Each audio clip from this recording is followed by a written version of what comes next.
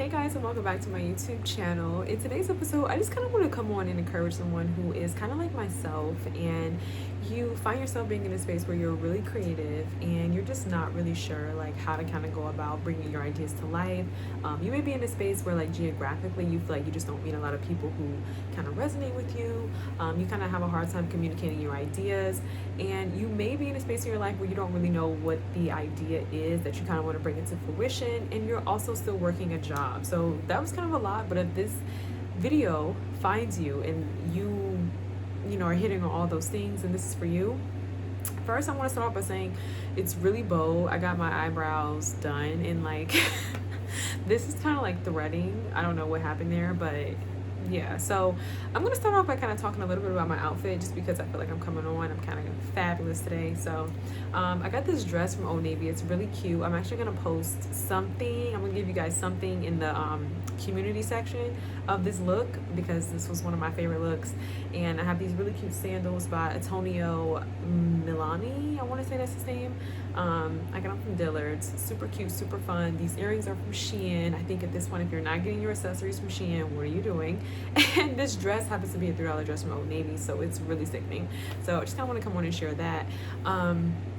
But the first thing I want to say to that person is like, you really have to give yourself grace. Like, I don't really know, I don't really know how you would be able to kind of function in this world without giving yourself a little bit of grace. Like, I just don't think that anything that you do is going to be easy. Like, it's not easy. Like, I think we're all kind of seeing that today too. Like, you know, people say like, oh, it's not going to be easy. Like, I feel like we're really seeing that today. Like, no, seriously, it's really not going to be easy. So you just can't really like get too hard on yourself about certain things. And then for anybody who kind of wants to start a business and you don't know where to start, I'm going to say like, try to find something that you're good at, that start like from a very, very low level. You know what I mean? Sometimes I feel like when you're carrying a big vision or a big dream or a really big business idea and it's very lucrative, you can find yourself being overwhelmed and you don't really know like where to start. So you find yourself just not starting at all. But never do that. I feel like we have social media today. You can always share your ideas. You can always get on and kind of build a community or do something in that field. Stick with it. Be consistent. Be compassionate. I mean, not compassionate. Well, yeah, be compassionate, but like be passionate about what it is that you're sharing. And eventually you're going to get to a point where it's like, okay, this thing is going to be able to fuel something and build something. You know what I mean? Like, as long as it's quality, you're passionate about it, and you're really consistent, like, it can work. You know what I mean? So like, if you want to start like boutique, you know, try to get on Pinterest, for example. And I don't really think the girls are starting boutiques anymore, and I feel like most people on this YouTube channel are actually more, you guys seem like you guys are more philosophical and into my philosophical content when we talk about books and things like that. But I just kind of want to give a little background story about my entrepreneurship journey, just to kind of hope and to inspire some of y'all on here. So if you don't know, I probably should have started with this, but if you don't know, I am a writer. Y'all know that because you probably see my links and you see my Medium column. So how this all transpired, I was literally studying organizational leadership. At the time, I had just changed my major. I was actually studying biology for 2 years, and then I ended up switching to organizational leadership. So the time that I was studying organizational leadership, I was like, I do not want to do this. Like, I had already got a job in HR, so it was like no reason for me to stay in school, because I was already working in HR. So I'm like, okay, I'm already doing what it is that I think I want to do. So I was like, okay, yeah, I'm gonna pack up, I'm gonna leave.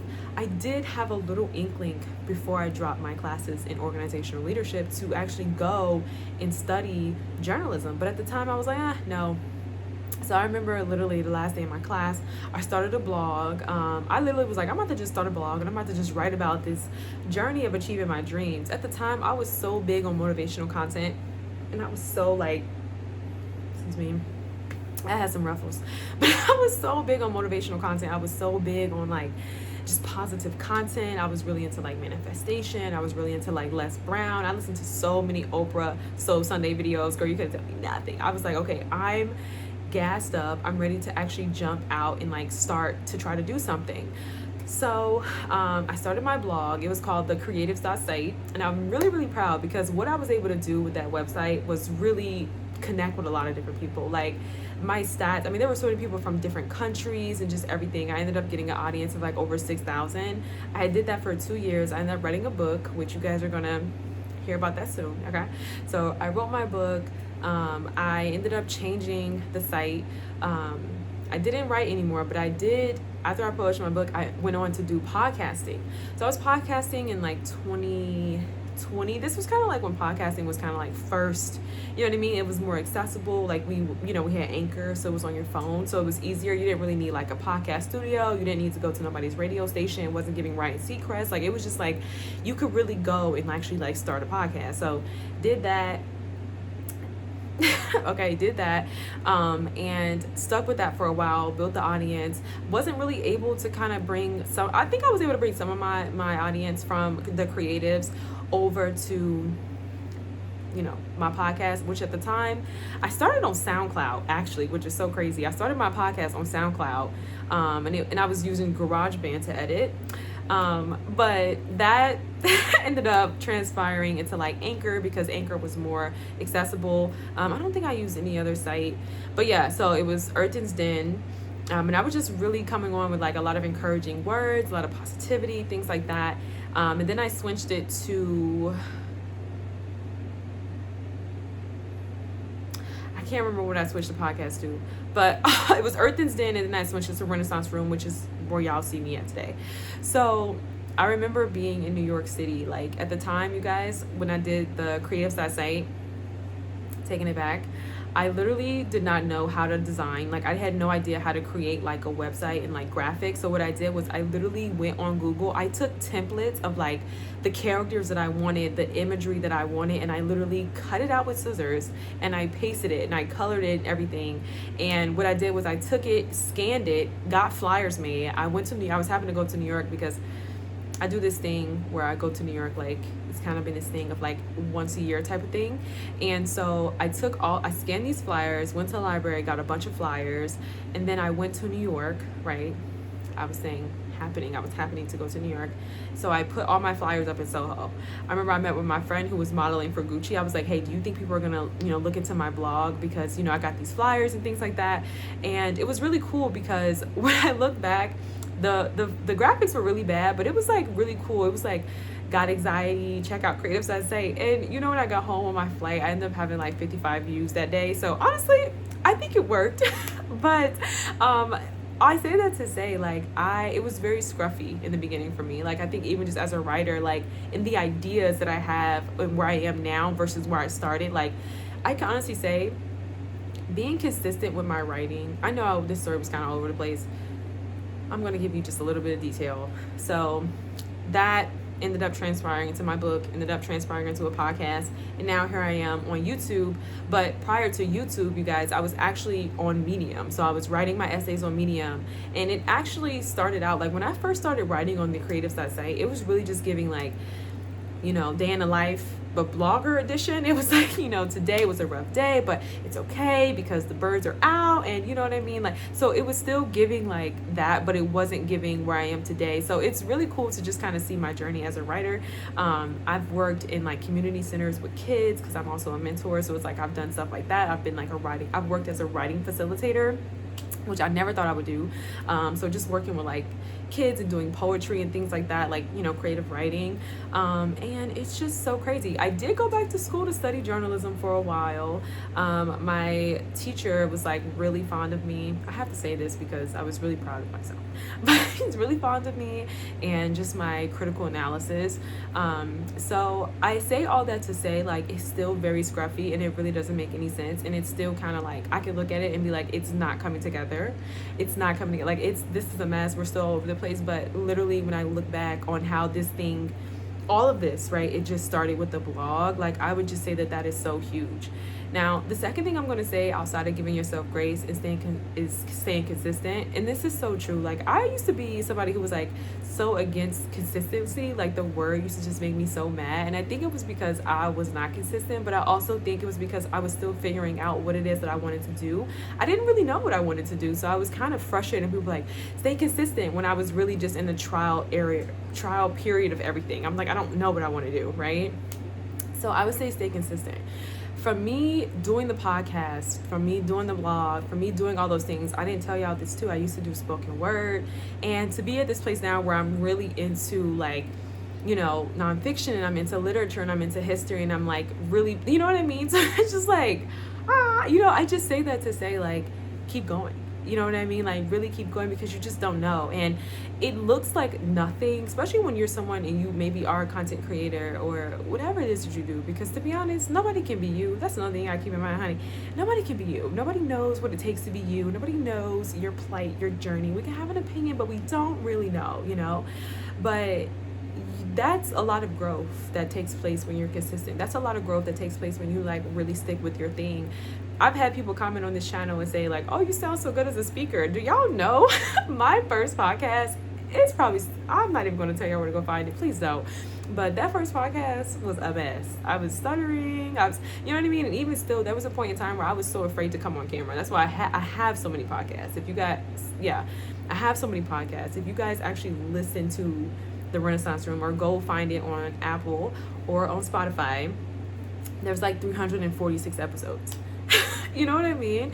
And yes, I was consistent, but I also was afraid to get on camera, right? At the time when I was podcasting, I went back and forth on it a lot, but at the same time, I didn't really know like why I wasn't getting the audience. I had seen people, get podcasts and they were making all this money. And I'm like, what is it that I'm doing? And it was like, I was so afraid to transition to video because I was like, I don't want people to see my face. Like, I just want to, so to be where I am today is like huge growth. And I just had to get on here and share it with you guys. Like, you really have to be consistent in the thing that you want to do. And you're going to look back and just see how much you've grown.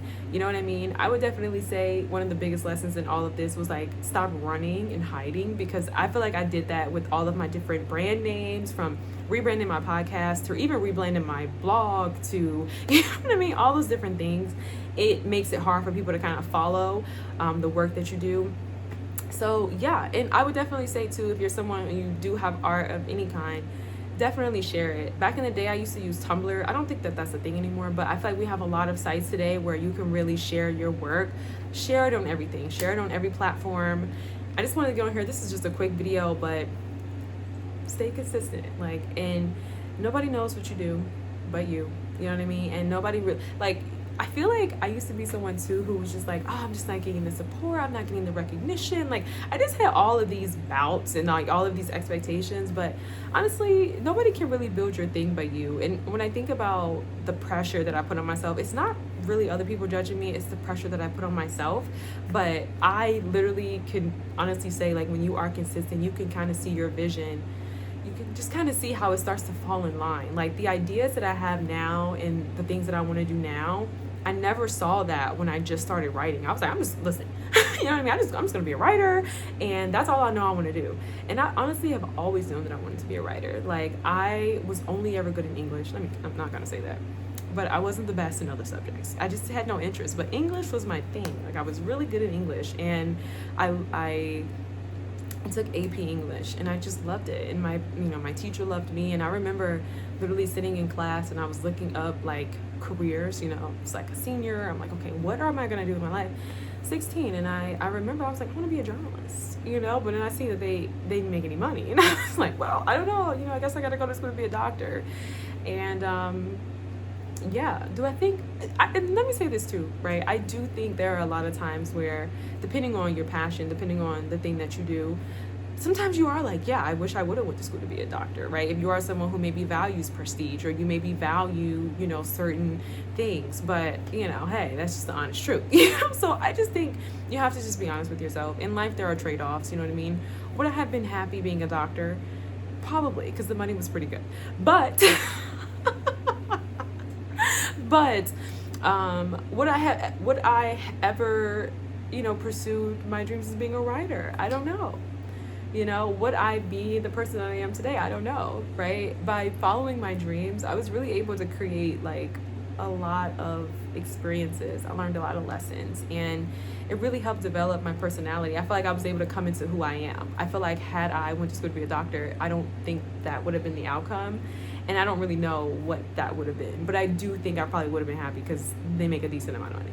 So I don't know, but I hope this helps you. I hope that you are, inspired and encouraged. I can honestly say by just creating things and just sharing, some of the things that I've been through and, sharing my story with you guys. And I look forward to sharing my work with you guys as well. I wrote a book, I said that. So you guys we're going to be talking about that in the next video. But it's not really giving pushy. Like, I don't want this to be like, oh girl, we got to push the book. Like, I don't really want it to give that. I want you guys to, we'll talk about that. But yeah, so anyway, I know that this is gonna help you, because it's true. I just think the thing that makes it a lot harder now, right? Because I'm like a few years into what I've been doing, so I feel like I'm getting close, But it's like getting on the road. You know what I mean? Today is 10 times harder. I have to, I have to say, because it's like the influence is like really on, you know what I mean? Back in my day, we had like one major influencer, you know what I mean? Like, she was in California, she was fabulous, like, you know what I mean? But it wasn't like a thing. And I think today there's just a lot of pressure. There's just a lot of pressure. So anyway, I think it'll work out. I really do. And I think when you start to feel like, oh my God, it's not gonna work out, I mean, you have to really tell yourself, like, I mean, if it doesn't work out, what are you gonna do? Like, you might as well just, cross that bridge when you get there. But I just have a weird feeling that I think something will work out, and I think you have to be open to it not looking like how you envisioned it, because a lot of times, we're really small-minded. We like to think that we're, you know what I mean? But a lot of times it honestly gets better, So this is just me coming on and giving you guys a sense of hope. But, you can always take the philosophical approach as well and say, listen, this is the job market. This is what it is. Like, girl, it's not going to get better. But it's like, that's just going to make you depressed. So you might as well be delusional and dream.